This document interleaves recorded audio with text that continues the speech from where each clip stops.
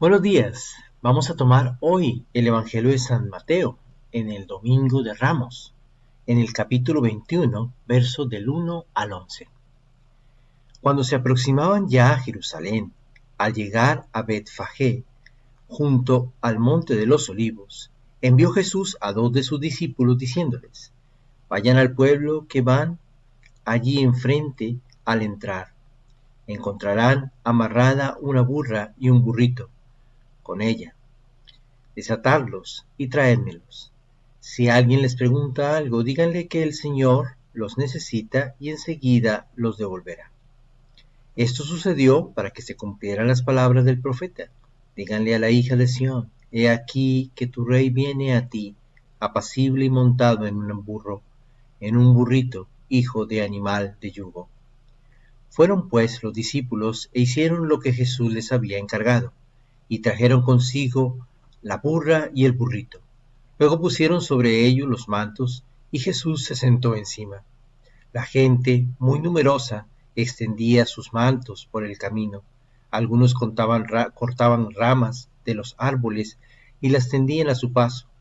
Los que iban delante de él y los que lo seguían gritaban: Hosana, viva el Hijo de David, bendito el que viene en el nombre del Señor, Hosana en el cielo. Al entrar Jesús en Jerusalén, toda la ciudad se conmovió. Unos decían: ¿Quién es este? Y la gente respondía: Este es el profeta Jesús de Nazaret, el de Galilea.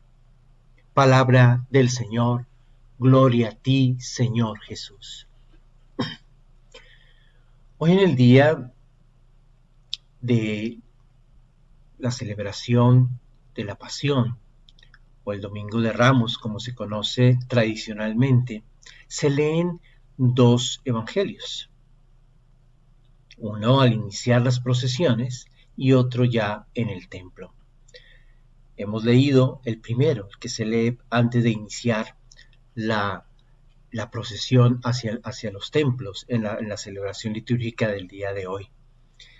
Y muy seguramente ustedes escucharán la pasión de nuestro Señor Jesucristo, según también San Mateo, que va desde la preparación de la cena pascual hasta que Jesús es sepultado y su tumba es asegurada con guardias. Ciertamente ustedes conocen muy bien la historia que se irá retomando durante este triduo pascual que empezaremos a celebrar desde el próximo jueves. La celebración del día de hoy empieza con la entrada triunfal de Jerusalén, en Jerusalén de Jesús. La procesión con ramos, cantando y alabando al Señor, que es el Rey. Todos hemos participado alguna vez de estas procesiones hermosas, con nuestras palmas y proclamando con cantos y con lecturas alegóricas: Hosana, Hosana al Hijo de David, para que posteriormente en el templo escuchemos la narración de la Pasión, donde a ese rey que hace unos minutos acompañaba a una multitud de gente, lo traicionaron, lo juzgaron, lo crucificaron y en total soledad y de la manera más cruel e inmerecida murió en la cruz. Asistimos a un contraste inmensamente grande, donde pasamos de la alabanza al silencio. ¿Cómo es posible proclamar a un rey y enseguida flagelarlo, pedir su muerte y crucificarlo? A veces pasamos por alto en nuestras celebraciones ese tipo de reflexiones, sencillamente porque nos acostumbramos a que todos los años se celebre de la misma manera y ya no nos asombramos ante el misterio como deberíamos. Pero todo tiene un sentido, y hoy les propongo que nos preguntemos cómo es posible, en qué consiste un reinado de un rey crucificado. ¿Cómo es que puede existir un rey que al mismo pueblo que lo clama lo crucifique?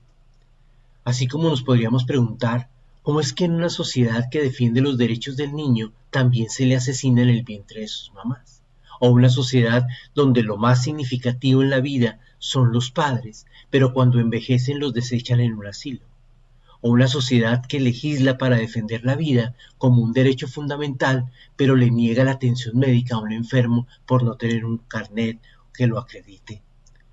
Y podemos enumerar muchas más incoherencias a nivel social, y las innumerables incoherencias también a nivel personal, tuyas y mías, que puestas sobre la mesa nos harían sentir realmente vergüenza.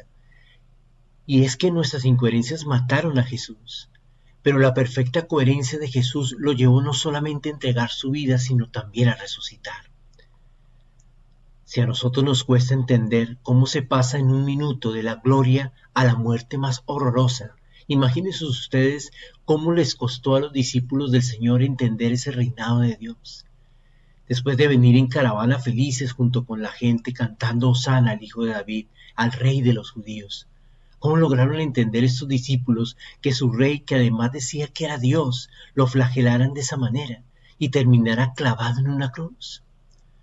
Todo era más sencillo de entender antes de la cruz. Sus predicaciones radicales en contra de la injusticia, la hipocresía, sus milagros innumerables, el mandamiento del amor y hasta el autodenominarse como el pan de vida eterna. Todo esto era posible para poder asimilar, pero la cruz, eso llegó a ser otro nivel, que se tornó casi imposible de comprender, porque desde la perspectiva judía esperaban a un Mesías poderoso, el hijo de David, el vencedor, el que humillaría a los romanos y recuperaría la monarquía y retomaría la tierra para instaurar un reinado sin fin en Jerusalén. Fíjense que hasta el último momento las autoridades judías pasaron junto a la cruz y le decían a Jesús: bájate de esa cruz y vamos a creer en ti. Y la manera como él demostró que era el Hijo de Dios no fue bajándose de la cruz, sino quedándose en ella. ¿Qué sería lo que ninguno de nosotros habría hecho? Sencillamente porque huimos al sufrimiento. Si lo podemos evitar, mucho mejor. Tanto así que hoy hay muchos que ya dejaron firmada y notariada la carta de sus últimos deseos. Y uno de ellos es que si cae en una enfermedad dolorosa que le haga sufrir, autoriza que le apliquen de inmediato la eutanasia. Que si nos hubiéramos bajado, claro que sí. Y decíamos que somos sus discípulos, pero al igual que ellos, y en especial Pedro, le prometió que lo seguiría hasta la muerte, y unos días después lo estaba negando frente a la posibilidad de morir y de sufrir el mismo destino de Jesús. El gran problema de la vida es la cruz, es el dolor, ante lo cual nunca nos preguntaríamos cómo soportarlo, sino cómo quitarnos de encima ese dolor. Es la realidad del ser humano. Pero yo quisiera invitarlos que, por difícil que sea comprender esta contradicción entre la majestuosidad de un reino y la soledad sangrienta de una cruz, le pidiéramos al Señor que en este triduo pascual que vamos a celebrar, nos ilumine como iluminó a aquellos discípulos de Emaús, para que llegaran a comprender el sufrimiento como el reinado de Dios. Pero no entenderlo en la teoría, como quien entiende la lección catequética, no.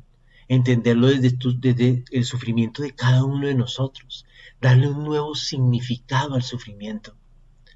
Pues regularmente cuando llega el sufrimiento suele uno pensar que se equivocó de camino, que el dolor es una consecuencia de no haber tomado correctas decisiones.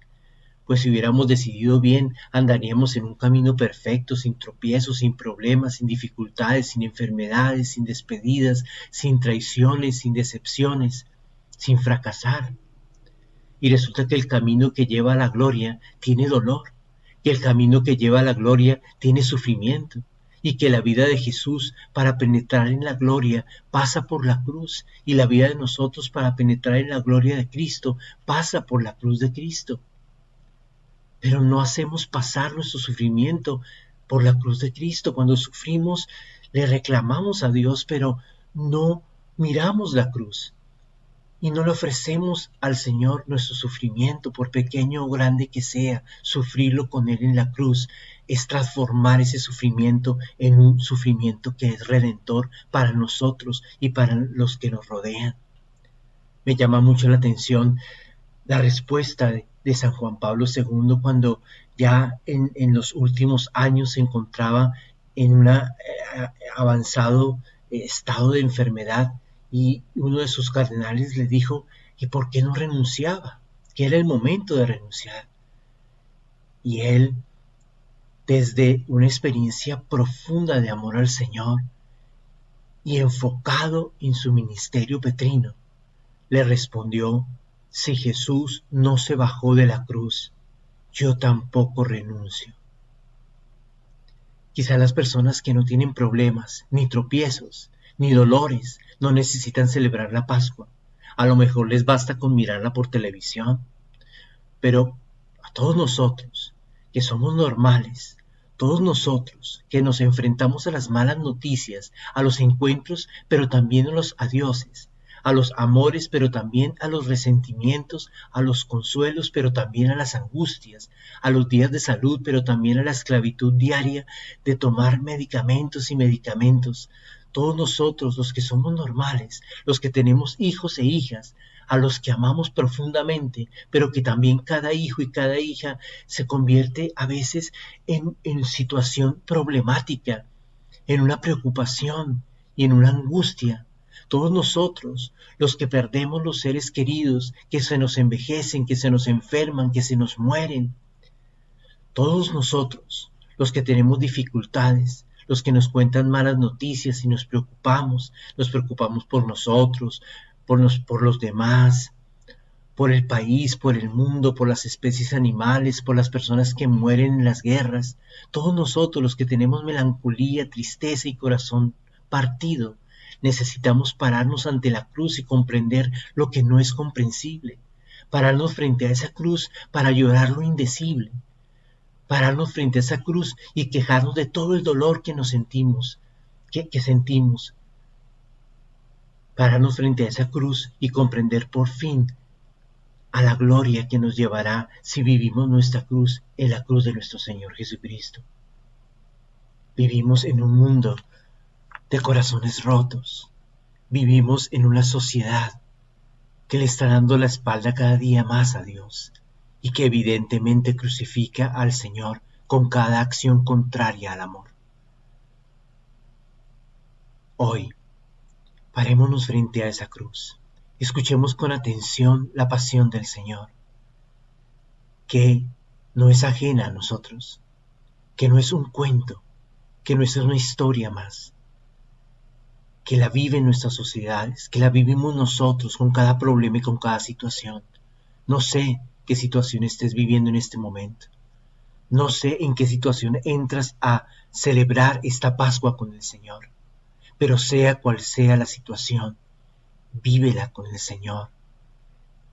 Intenta no ser espectador de unas celebraciones, sino comprométete con ellas y mira cada uno de los signos y cada una de las lecturas que se haga desde tu vida, aplicándola a tu existencia, a tu dolor, a tus gozos, a tus esperanzas, a tus fatigas, a todo lo que es tu vida, para que pueda tener realmente un impacto en tu vida y crezcas como ser humano y como cristiano.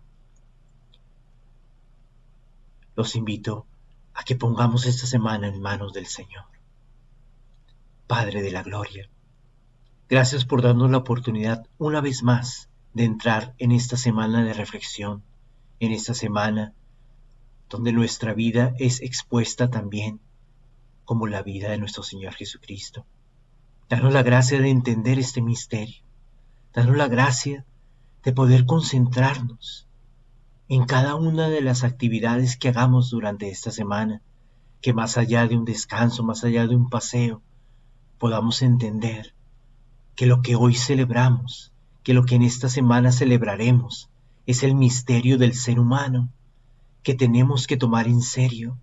Es el misterio de nuestra propia vida, que tenemos que tomar en serio, que no es un paseo, que es un peregrinar, a veces difícil, complicado, pero que si no lo vivimos, si no lo asumimos con seriedad, no podremos ver la gloria, no podremos encontrar el sentido de nuestra vida y no podremos ser felices.